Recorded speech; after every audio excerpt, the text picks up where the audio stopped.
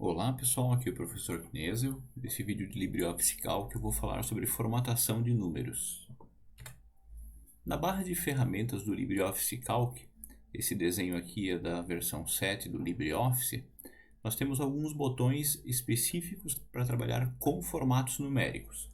Então este primeiro botãozinho aqui, ele aplica um formato de moeda. Ele vai, conforme a localização, ele vai aplicar uma moeda específica ou a gente pode escolher a moeda aqui nesse triângulozinho. Esse segundo botão é para trabalhar com formatos de números em percentual. Esse aqui ele vai aplicar um formato numérico por padrão com duas casas decimais. Esse botãozinho aqui para formatar valores como se fossem datas. E esses dois botõezinhos aqui no final para aumentar ou diminuir o número de casas decimais de um determinado valor. Então estamos aqui no LibreOffice Calc, já coloquei alguns dados para a gente poder então fazer as demonstrações dessas ferramentas. Coloquei uma coluna de salário, data de nascimento, hora de nascimento e altura. Então vamos ver aqui, vamos começar pela coluna do salário. Esses dados aqui são números inteiros, e eu posso formatar eles, por exemplo, como se fossem moeda. Tá? Então eu vou selecionar os dados, vou clicar aqui no botãozinho da moeda, e pela configuração do meu computador, pela localização, ele identifica e coloca aqui a moeda brasileira, o real. Ele automaticamente também põe duas casas decimais, ele padroniza esses valores em duas casas decimais, e aplica também o ponto separador de milhar, conforme a gente pode ver aqui. Clicando aqui no triângulozinho, nós temos várias outras moedas. Por exemplo, eu vou aplicar aqui o euro e OK para confirmar. Então, a formatação do euro é ligeiramente diferente, o símbolo da moeda vem aqui após o número, mas permanece aqui o número de duas casas decimais e o ponto separador de milhar. Se a gente quiser voltar à formatação original, basta desmarcar isso aqui e ele volta à formatação original. Eu agora vou pular aqui para a coluna da altura, vou selecionar esses dados e nós vamos usar esse formato numérico aqui, formatar como número. Então esse ele vai padronizar em duas casas decimais, conforme a gente pode ver aqui. Esse formato também poderia ser perfeitamente aplicável nessa coluna do salário. Eu posso clicar aqui, e aí ele coloca então as duas casas decimais e o ponto separador de milhar, porém sem a moeda na frente ou atrás, só o valor. Quando nós digitamos uma data, o LibreOffice ele já reconhece que isso aqui é uma data e já faz a formatação de acordo. Tá?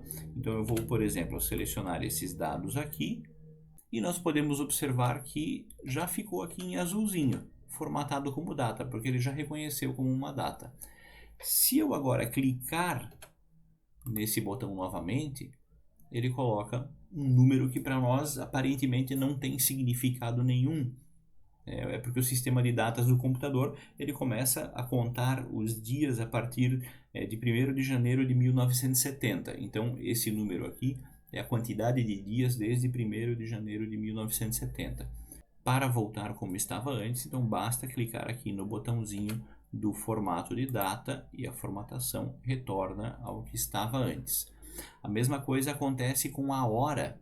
Aqui na barra de ferramentas nós não temos um botão específico para a hora, mas se eu tentar formatar esses dados aqui com outro formato, por exemplo, aqui o formato numérico, aparece um número que aparentemente não tem significado nenhum com relação à hora, mas é a representação interna. Um dia equivale ao número 1, então, por exemplo, 0,5 seriam 12 horas e assim por diante. Então eu vou, agora não tenho nenhum botão para voltar à formatação original. Se eu desmarcar aqui, ele simplesmente formata como um número com uma precisão um pouquinho maior. Então, é assim que funciona a representação dos dados. Para formatar como hora, aí nós precisamos usar o comando formatar células que eu vou mostrar daqui a pouquinho. Eu antes disso ainda quero mostrar para vocês o botãozinho de aumentar ou diminuir o número de casas decimais. Tem alguns números aqui que eles já estão ocupando toda a largura da coluna. Se eu aumentar o número de casas decimais desse número aqui, ele vai exceder a largura e vai apresentar 3 sinais de jogo da velha. Não é que a gente perdeu o dado ou deu algum erro. Ele apenas não cabe para ser mostrado na tela. Querem ver só? Eu vou aumentar aqui o número de casas decimais e aconteceu isso. Então não se assustem, ok? Nós vamos agora reduzir o número de casas decimais. Vou clicar algumas vezes até que o número caiba dentro dessa largura. Tá? Então isso tem a ver com a largura da coluna e o número de casas decimais. Então se a gente for aumentando, né, e aparecer isso daqui, a gente precisa voltar, excluir as casas decimais para que caiba nisso aqui. Ou se não, simplesmente aumentar aqui a largura da coluna, ok? Então eu vou aumentar aqui um pouquinho a largura da coluna e vocês vão ver que até parece que aparecem números, né? Mas é apenas a formatação. Opa, agora já passou. Então eu vou excluir algumas casas para voltar para a largura que eu preciso exibir esse número aqui. Preciso explicar para vocês também que uma coisa é a formatação do número na tela e outra coisa é o valor que efetivamente está armazenado em memória. Então para isso eu trouxe aqui o valor de π com 12 casas decimais. Mas vejam que aqui na tela apenas 9 casas decimais são apresentadas. Se nós fôssemos fazer algum cálculo, é esse aqui o valor que será utilizado para o cálculo. Tá? Então, mesmo que eu reduza o número de casas decimais desse valor aqui, vou fazer isso clicando agora no botãozinho excluir casa decimal, vou excluir várias casas decimais, tá? E posso reduzir inclusive até chegar ao valor 3, mas o valor original continua esse daqui. No próximo vídeo eu vou falar sobre fórmulas, e mesmo que eu faça alguma fórmula usando o valor dessa célula aqui, por exemplo, eu quero fazer o valor de π vezes 10, ok? Vejam que ele está com todas as casas decimais aqui. Mesmo aparecendo apenas o número 3 na tela, isso é apenas uma formatação, o valor da memória ele continua sendo todo aquele que eu digitei. A gente não está perdendo dado nenhum. É só uma maneira diferente ou mais enxuta de apresentar o dado na tela. E por último, deixei aqui o assunto sobre percentual. Uma porcentagem é basicamente uma razão matemática, portanto uma fração, cujo denominador é fixo, é sempre 100. Um percentual costuma ser representado com esse símbolo aqui ao lado do numerador dessa fração. Então vejam esse exemplo aqui, ó. 100 dividido por 100 é uma representação em forma de fração para 100%. Então esse número aqui é o mesmo que o numerador da fração e o denominador da fração está representado com esse símbolo aqui. Tá? Então são duas formas diferentes. E aqui temos 1,00. Então se a gente fizer essa continha aqui na calculadora, vou abrir ela aqui, ó, 100 dividido por 100 igual 1, ok? Então é uma outra representação da mesma razão matemática. Aqui em forma de fração, aqui em forma de percentual, que é a mais comum, que a gente está acostumado a ver pelo mercado, pela internet, e a forma decimal. Um percentual ele também representa uma parte em relação ao todo. A parte é o numerador da fração, é aquilo que está na parte superior da fração, e o todo é a parte que está embaixo da fração, é o denominador. Então, por exemplo, ó, quanto uma fatia de pizza representa em relação ao total da pizza? Então a gente vai fazer uma fração com a parte na porção superior e o todo na porção inferior. Então, para chegarmos a esse resultado, basta dividir a parte pelo todo. Ou seja, eu vou dividir 1, que é o número de fatias que eu peguei da pizza, em relação ao total da pizza, que são 8 fatias. Então, 1 dividido por 8, fizermos a calculadora, dá 0,125. Portanto, 12,5%. Isso aqui, em forma de fração, fica desse jeito aqui, né?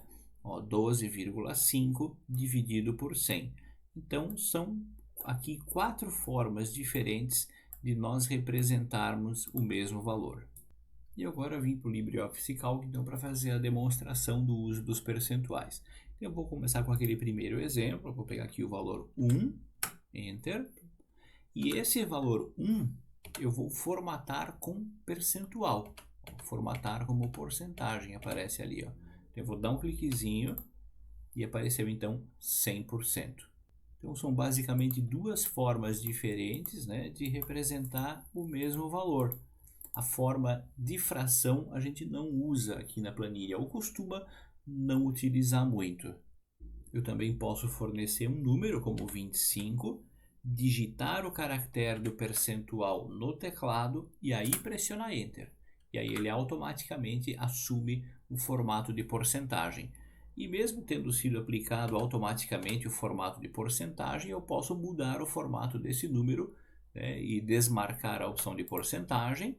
Então ele apareceu aqui na forma decimal, ou mesmo aplicando essa formatação aqui, né, que na prática não vai mudar muita coisa, porque aqui já está com duas casas decimais, tá? Então o formato de porcentagem e o formato padrão do LibreOffice. Então é o mesmo valor representado de duas formas diferentes.